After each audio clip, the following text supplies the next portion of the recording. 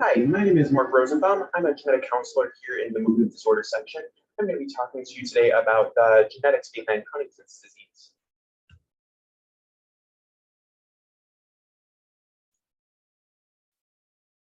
So to start out with, all the cells in our body contain our DNA. So whether you take a cheek cell, a blood cell, a bone cell, a skin cell, they all have our DNA stored in the center part that we call the nucleus. If you open up the center of the cell, the nucleus, you'll find our DNA in these X-shaped structures called chromosomes.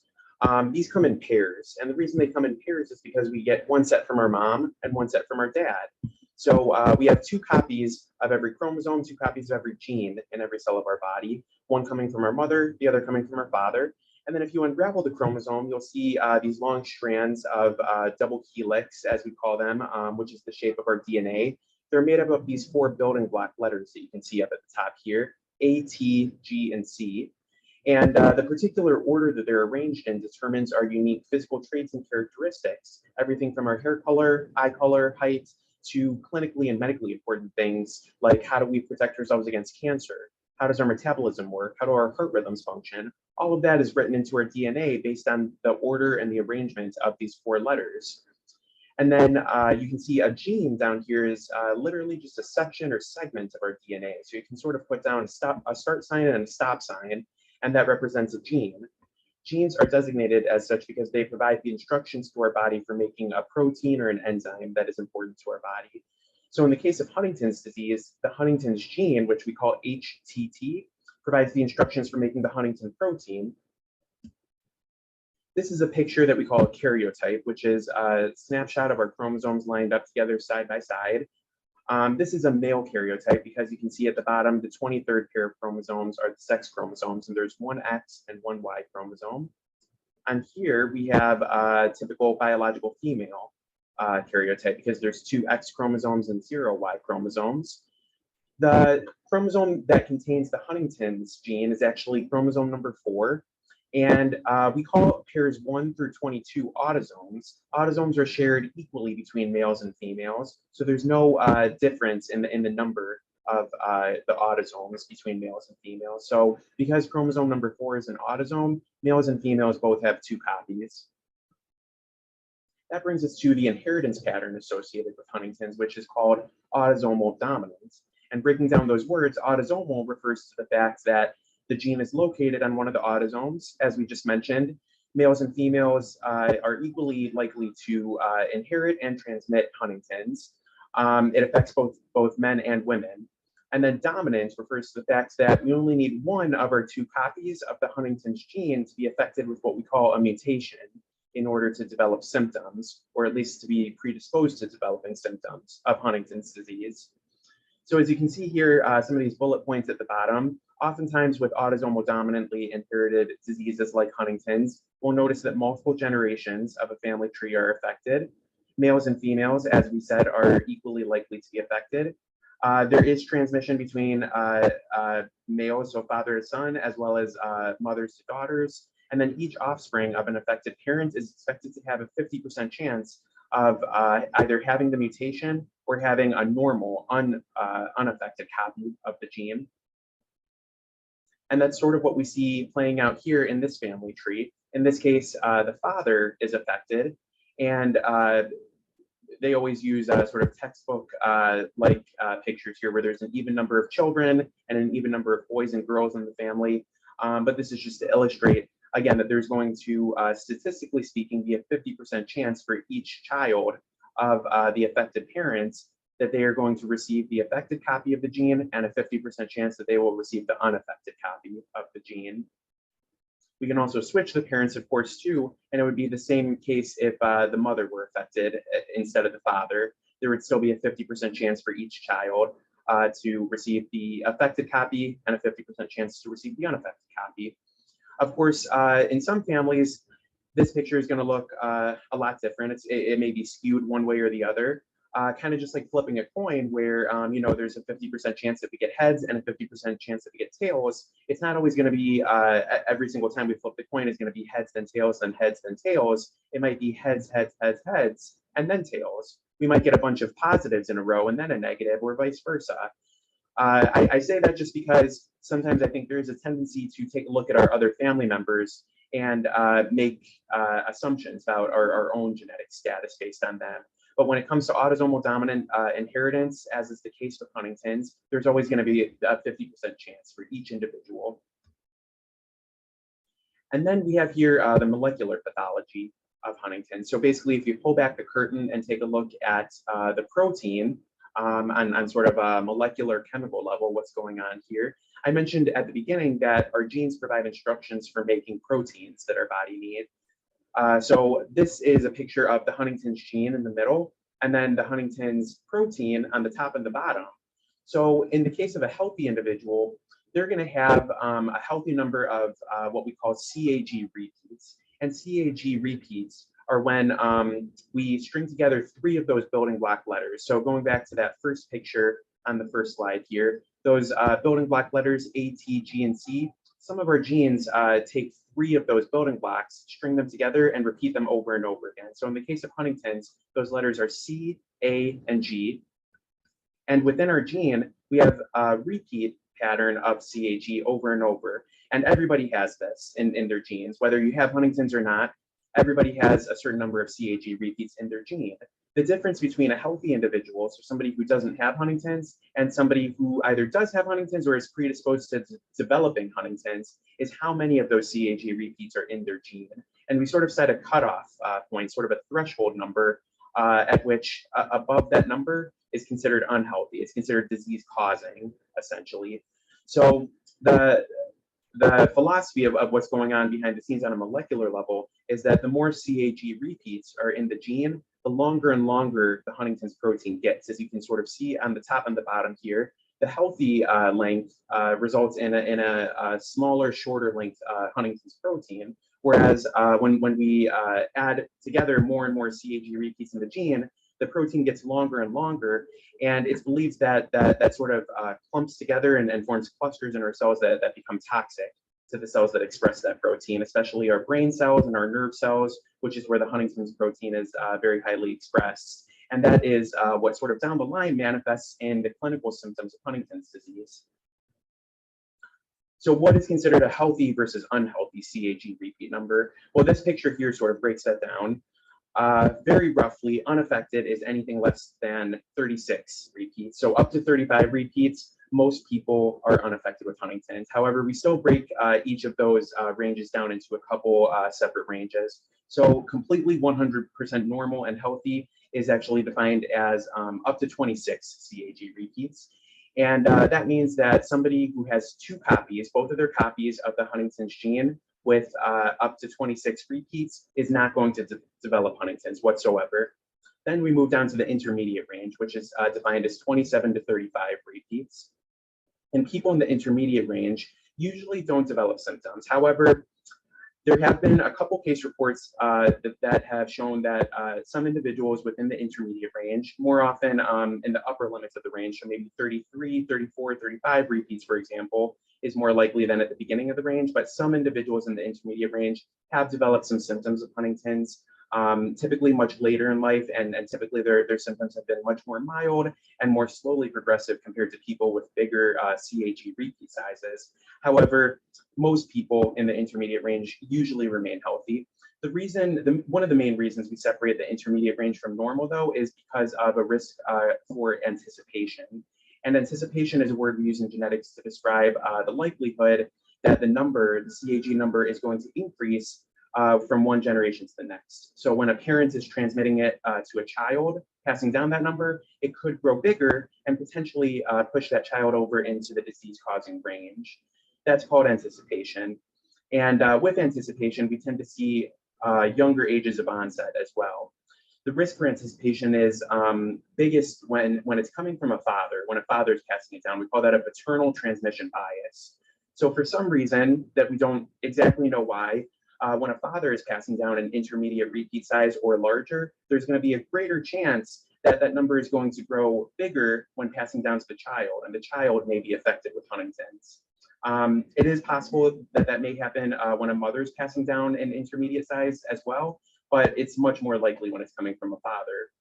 And then once we cross over the 36 and above sort of threshold, again, that's when we enter into the affected range. So this is what we would typically call a positive result. However, again, we do break down the affected range into two different categories as well. The first one is called reduced penetrance, and that is defined as 36 to 39 CAG repeats.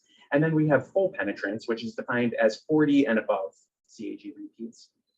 In genetics, penetrance is a word that we use to describe the likelihood that if somebody has an abnormal genetic variant, in other words, a mutation, as we might call it, how likely is it that that individual is going to manifest symptoms of the disease? It's a little bit counterintuitive because a lot of times we like to think that either somebody has a genetic mutation and then they will develop the disease, or on the other hand, they don't have a mutation and therefore they're going to remain healthy. It's one or the other. It's sort of black or white. That is more like full penetrance, where we can be a little bit more certain about what the outcome is going to be. With reduced penetrance, it's less like a flip light switch where it's on or off, and it can be more like a dimmer light switch where it can sort of slide up and down on the wall. And some people with, say, a 37 CAG repeat size may develop Huntington's, and others may never develop symptoms of Huntington's. What we typically expect is that if somebody lives old enough and doesn't pass away from, say, cancer or a heart attack or a stroke, something like that, it is likely that they will develop symptoms of Huntington's by a certain age. Unfortunately, these CAG numbers don't give us the ability to predict how old somebody is going to be when they do develop symptoms, and that's actually true for the full penetrance range as well. However, on average, somebody with a full penetrance mutation will usually develop symptoms in their 30s or 40s. However, it is very possible that somebody may develop symptoms younger or older than that. And again, sometimes, we might look at our family members to see, maybe my mother or my father develop symptoms at this age. That isn't always true for us though either. So sometimes there does tend to be intrafamilial, so within the same family, variability between individuals. So somebody's parents may have a very different experience with Huntington's disease than the child themselves.